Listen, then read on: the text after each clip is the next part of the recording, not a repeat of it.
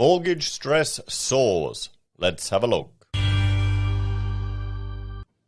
Hello everyone, Florian.Heise here, and welcome to another episode of HeiseSays. Grab your stein of coffee. We're going to have a look at an article from the Sydney Morning Herald written by Shane Wright about mortgage stress soaring, everyone. Now, hang on, let me just press the right button for once. Now, before we have a look at this article, I want to just draw a few things to your attention. The first is the definition of mortgage stress, everyone. Household stress or housing stress is the one I'm using here. Housing stress is typically described as low-income households that spend more than 30% of their gross income on housing costs. And this is from the ABS, everyone, the Bureau of Statistics. So mortgage is just one aspect to it. Now, what's low income? What's low income? We'll have a look here. Low income households refers to the 18% of households in the lowest equalized disposable household income quintile, adjusted to exclude the first and second percentiles. You got to love it when I get these ABS statistics, guys. But what does that look like in reality? And, well, this is a chart I don't like to show too much, but in some ways I do want to show it to give people a taste of reality and the differences in the classes here in Australia. This is showing you our class structure here in Australia. Look at the high-income households, over $2,000. Look at middle income, just a tad under $1,000. And lowest, adjusted lowest, $433. This is why when you're asking yourself, how can people afford to be buying all these houses at these crazy rates? Guys, they're in the higher income. They're doing a lot better. They haven't been impacted at all by any of this, by the lockdowns. If anything, people have made more money from it. How many civil servants haven't even been impacted at all? And the problem is, I'll talk to people like this, and they'll be so frustrated, they're angry at people protesting or this or that, and some of them don't understand that this has had a direct economic impact on people's lives, and they're frustrated. Mortgage stress soars as the RBA says the tax system pushes up house prices. Now, negative gearing, it's a concern here in Australia. It's a cultural phenomenon. Most people take advantage of it. A lot of average people do. It's not just crazy people, the rich people. It's normal people. It's mums and dads, investors. We can see this. Look at here at capital city property prices just shooting up, guys. We can look at including the regional. Everything is going up. We had our first recession in 28 years. Now, negative gearing, it's easier for you to leverage money against property in Australia as a normal person than other means. It's easier to borrow money to invest in a property so you can write off the expenses to reduce your other income for a house than a business. The problem is this drives more and more people to jump into property. And then as more people use it to mitigate their tax, it increases the value of it because there's more demand for it. And then all of a sudden, housing affordability gets into a problem. And people will make the argument that, if we didn't have all these people negative gearing their houses, there wouldn't be as much rental stock available. They're probably right, because more people could probably afford to buy houses. It's creating this perverse feedback loop. But then you've got all these people that are they're so invested in property. And it's a cultural phenomenon now. It's part of our culture. It's part of Australia, everyone. It really is. So let's have a look at what Shane's written. Mortgage stress is spiking across key suburban electorates in Sydney and Melbourne, despite record low interest rates as spiralling property prices leave 2 in 5 households struggling to make ends meet. Electorates that will be pivotal into next year's expected federal election are at the center of the surge in stress, where up to 70% of households in some areas either left without any spare money after their weekly expenses or are forced to use credit to survive. Now, here's the thing. We've got to remember as well, I'm going to show you a few charts. This is RBA data.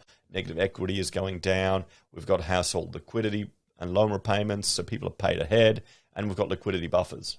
Now, this is overall, this is showing you that a lot of people are in a reasonable position. But what Shane is alluding to, and what I think is really important, that, well, it's an issue in electoral seats that are going to have an impact on the next election. So, yes, this is going to be definitely one to watch. So you've got a whole lot of people that are doing fine in seats that are never going to flip. Who cares? But if it's people in, a seat that can swing an election, well, our politicians are going to pay attention. Research by the University of New South Wales shows the proportion of households in stress has climbed to 42%. The Reserve Bank says the way negative gearing interacts with the rest of the tax system is contributing to high house prices. Now, here's the thing to understand. For those of you that are hoping for a property market correction, this stress is going to crash property, it'll finally be affordable. I don't know if it's going to happen. I can't see it. Honestly, I can see government intervention before we get dramatic corrections. But this could actually have an impact on the political sphere, on what's being talked about, because it's going to affect how people, how the politicians respond if they're worried about losing control of the house. House values have surged over the past few years as the Reserve Bank has cut official interest rates to a record low, and governments have delivered direct support to prospective buyers. Yeah, well, everyone remember the 1% home loans. I mean, okay, single parent doing it tough, I understand, but still 1%. Sydney's median house value has reached 1.3 million, a jump of 308,000 over the past year. In Melbourne, it has climbed to 955. Okay, just think about those of you in business, running a small business, what you have to do to get $300,000 extra growth in value in your business, or $300,000 extra capital growth coming in that you can sell. You got to do a lot. You got to do a lot of work. What do you have to do to earn 300 grand? As an architect, that's a lot of decent-sized projects. That's a lot of stress. You don't want to know how many little retail projects that is. Regional areas are experiencing price rises beyond 20% per annum. And this is why the real issue with this is that this growth in property values disincentivizes entrepreneurs from getting into anything else. There was another article on news.com I thought we might go through, another 32-year-old 6-property portfolio. And sure, he got his parents helped him out at the beginning and he went in with family. But, as an entrepreneur, what could people that have all jumped into property could have done in other sectors? Why bother? Why go with the hassle? Why go with the pain? Buy a property. You don't have to deal with all the socialist, paternalistic responsibilities that are put on you as an employer here in Australia. UNSW's City Futures research, using a rolling sample of 52,000 households, that determined how mortgage and rental stress was affecting the community. The affordability measure used in the research is based on how much residual household income is left after normal expenditure, including on housing. Okay, I'll have to have a look. I'll have to go through that. Maybe we'll do a Twitch stream. Those with more than 5% left are classified as living within their means. Those with less than 5% less are deemed to be stressed, and those who face a deficit of more than 5% are characterized as severely stressed. Now, here's the thing. I'm gonna stay there because for a big chunk of the year, I'd be in severely stressed if I'm not below revenue. But then for a few months of the year, I will be much better. So do they take that into account with small businesses? That's I'll have to go through the research. But then again, the majority of people aren't in my boat, aren't business people. Well, you get paid in big chunks. This cash flow analysis includes government payments and investment income, plus access to additional credit. In February last year, just under a third of households were struggling with their finances. Now it is 41.7%.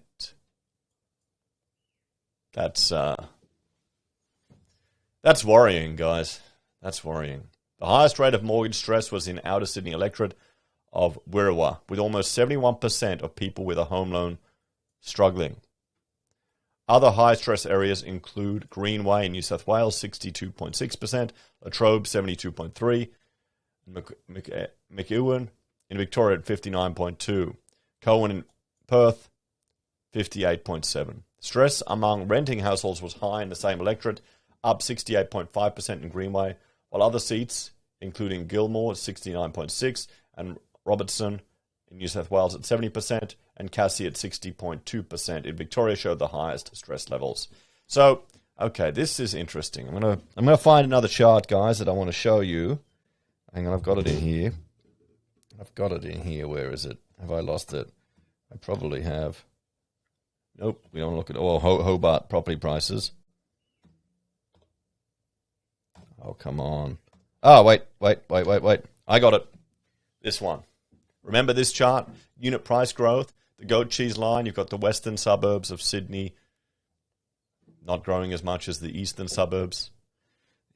Remember this other chart, guys, here with wage growth differences. That's going to play through here. You're going to have the lower income to the west, higher income to the east. That's just how it is. The research also shows those with investment properties also face financial pressure. They were mostly inner-city electorates, including Macnamara in Melbourne, where 51.4% of households with investment loans were struggling, and Sydney, 57.5%. Okay, you're saying struggling. If you're not meeting your target by 5%, how long can you... Here's the thing we've got to remember, guys. What's your, liquidity buffers? How many months ahead? 4 months? 5 months? 10 months for outright owners, renters, 2 months? How far ahead are you on your loan? So this could become an election issue. Will it actually manifest in property prices? We'll have to see. Maybe, but I don't know if it's going to be dramatic. I mean, sure, the headlines will play it up. You got to jump on that board. But seriously?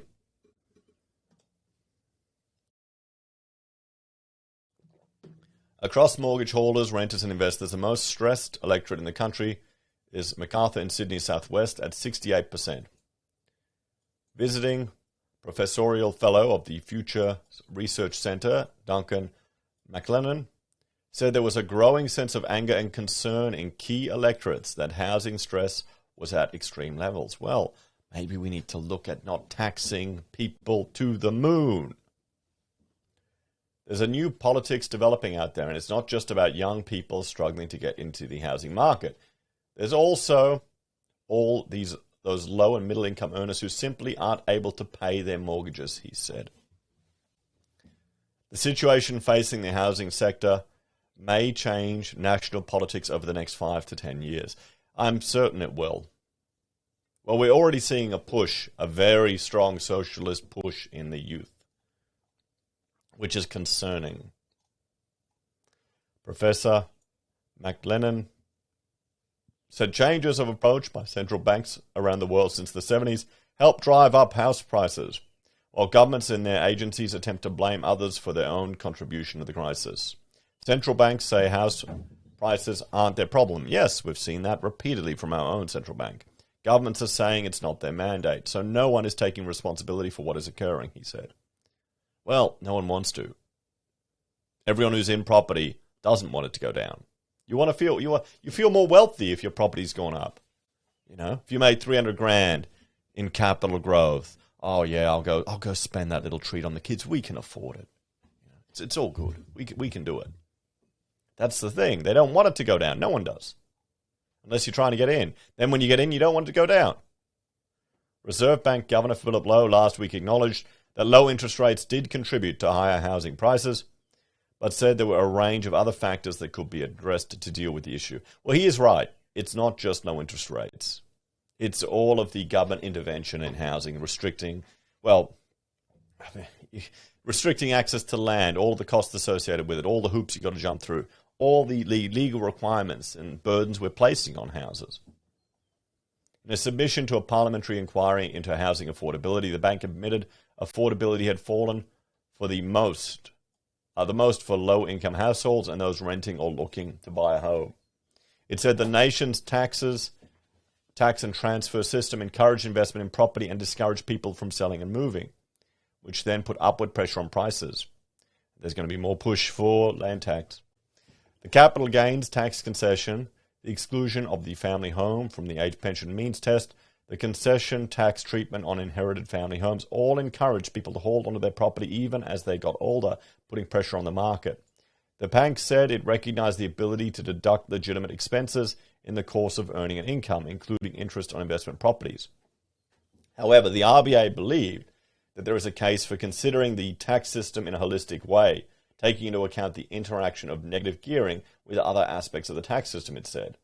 Labor has abandoned its plans it took to the last two elections to reduce the capital gains tax concession and restrict negative gearing.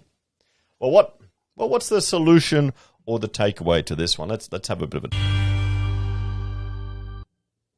Well, negative gearing is a sensitive topic here. Labor's plans would abolish it for all future generations, but all the previous generations, people who already had it, would still get it.